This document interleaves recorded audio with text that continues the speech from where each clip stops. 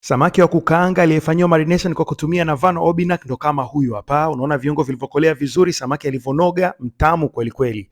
Navano Obinak ndo hiyo hapo. Hiki ni kiungo kinachotumika kwenye mapishi na kinatumika pia kwenye marination ya nyama.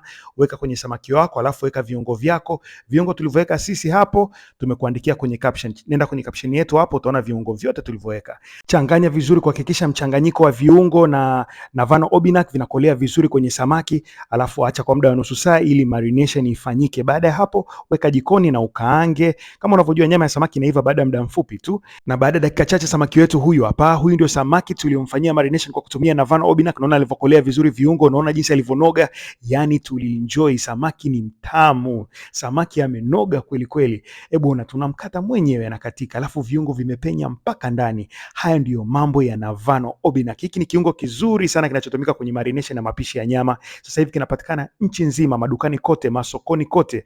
Nenda kwa Mangi, mwambie akupatie Navano Obinak.